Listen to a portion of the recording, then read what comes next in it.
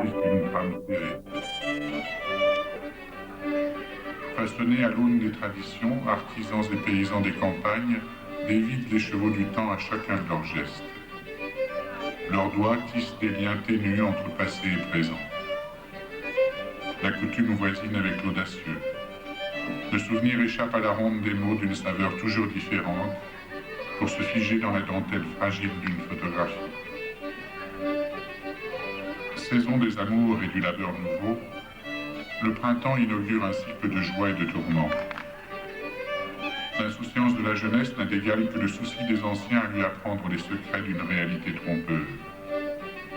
La nature capricieuse se joue des espoirs. Elle nourrit et détruit tour à tour ses fruits précieux.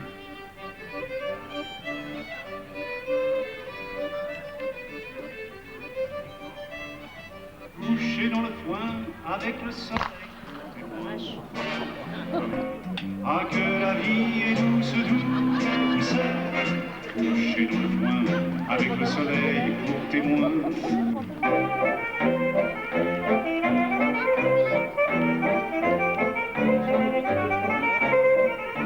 Vous avez vu ça, Père Jean? Quel drôle ces jeunes. Ils ne peuvent point se tenir. La fête sera la bienvenue. Un bon repas et du plaisir. Ça ne se refuse point. Pour ça, vous dites vrai. Mais ça ne fera pas avancer le travail avec tout ce qu'on a à faire. Je vois d'ailleurs que vous ne chômez pas. La taille des vignes a commencé. C'est un plaisir de tailler cette année. Après le malheur qui est arrivé, on est bien heureux de retrouver de belles vignes. Le maudit phylloxéra, il a fait du tort à tout le monde. J'ai point de vigne, mais ça m'a fait peine pour les autres. C'était triste à voir. Ces plants, jaunis et desséchés. Je n'ai pas eu le courage de les arracher.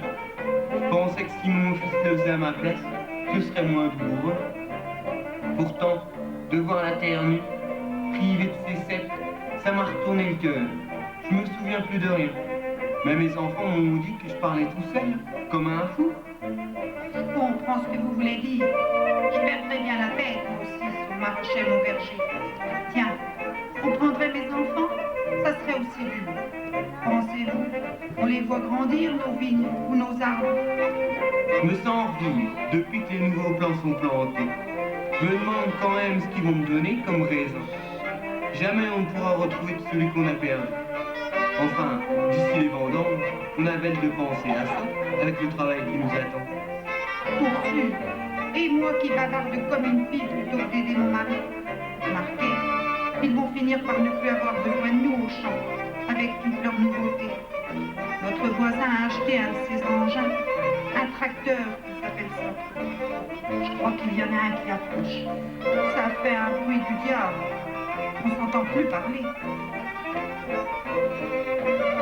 Pas plus, à cause de ce maudit tracteur. Je vous dis que ça ne marchera point. Je voudrais bien vous croire. En attendant, je m'en vais retrouver mon mari. Il va se demander où je suis passée. Ben, le bonsoir, Françoise, et mes amitiés au pôle.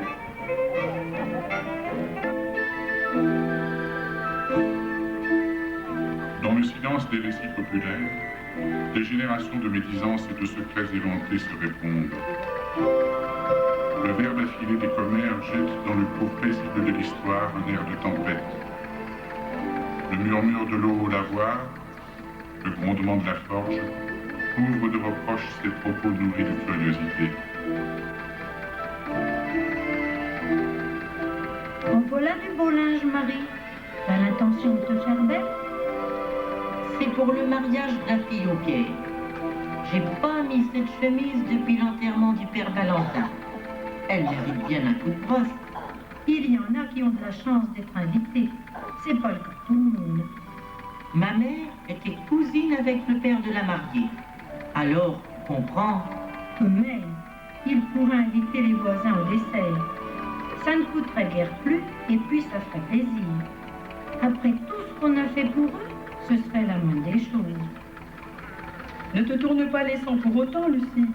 Si j'avais été invitée, j'aurais même pas voulu y aller à cette noce. Tous ces dérangements pour deux drôles de leur espace. De quel droit tu te permets de juger ces enfants? Mariage. Les pauvres enfants, le deuil leur a paru long. Vous ne me faites pas changer d'idée. Mais t'as dit qu'ils fréquentent un peu trop ces deux-là. Je me demande ce que pense monsieur le curé de cette histoire. Ça ne nous regarde pas. Et s'il les marie, personne n'a rien à redire. Vous n'allez pas me dire que vous approuvez une pareille fête, tout juste un an après la mort du père de la mariée. C'était pas la peine de faire tant de façon. Tu parles sans savoir. La mère Leblanc m'a dit le prix de la robe. Du trousseau fait chez une couturière de la ville. Et pour la dot, j'aime mieux pas imaginer. Où est-ce qu'elle tient ces informations, la mère Leblanc? Avec elle, on n'est jamais sûr de rien. Elle passe ses journées à épier les autres et potiner sur tout. Tu critiques parce que tu es jalouse. Ton fils, il aurait bien aimé la marier, Amélie, mais elle n'en a jamais voulu. Et regarde, il est heureux maintenant avec sa Lucette. Les campagnes s'ouvrent à la ville. Ses journaux, ses idées s'imposent au quotidien. La vie d'un homme, pourtant, reste celle de la tradition, avec ses gestes qui le guident d'âge en âge. Le mariage célèbre l'accueil dans le cercle des amis. La gravité du moment s'évanouit dans l'allégresse, et l'union de deux êtres se fait prétexte à la communion d'un village.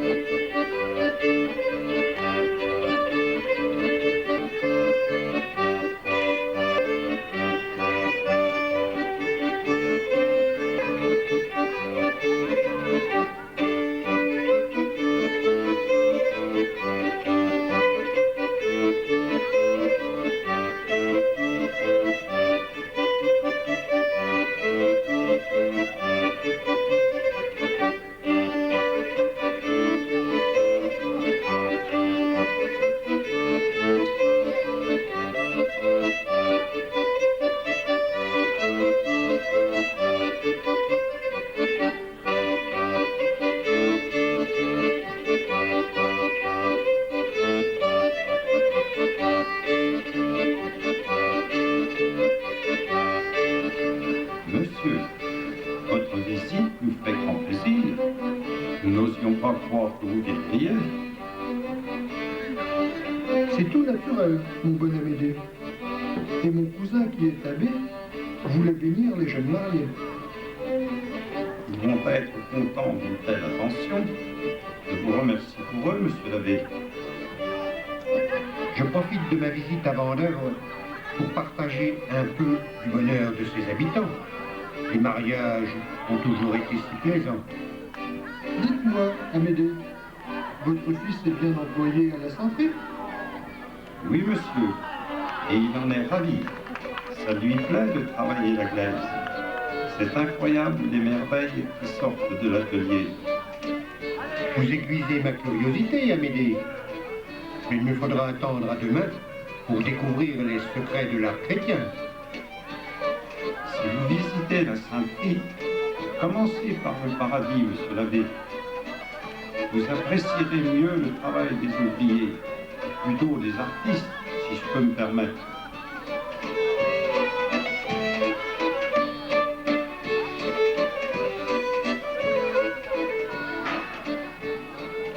L'exposition réunit quelques 3000 statues.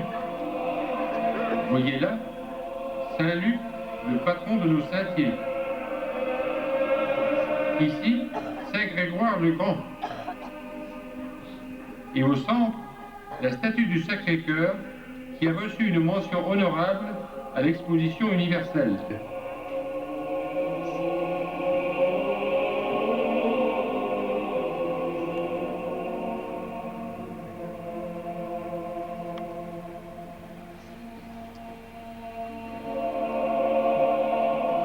Baignés de lumière douce, les ateliers s'étendent sur 4 hectares. Tant d'artifices sont vains, la nature révèle leurs promesses, éveille l'imagination des peintres.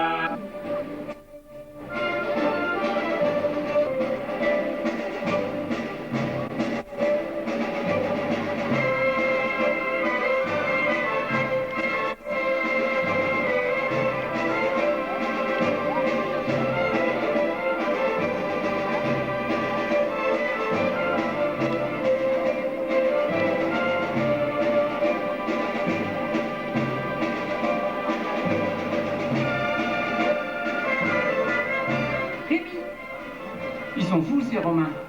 Cette fois-ci...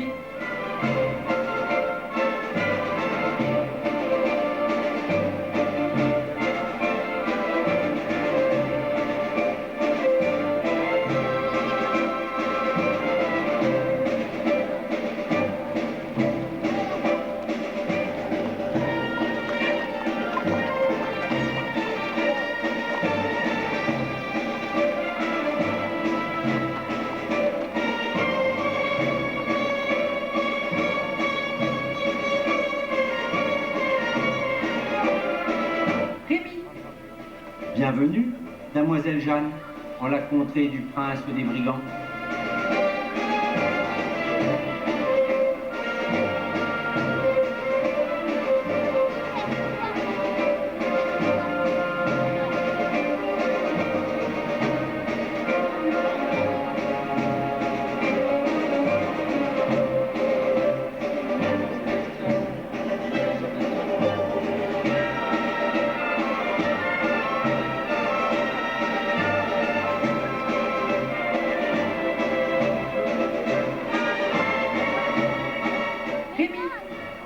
Tous pour un et un pour tous.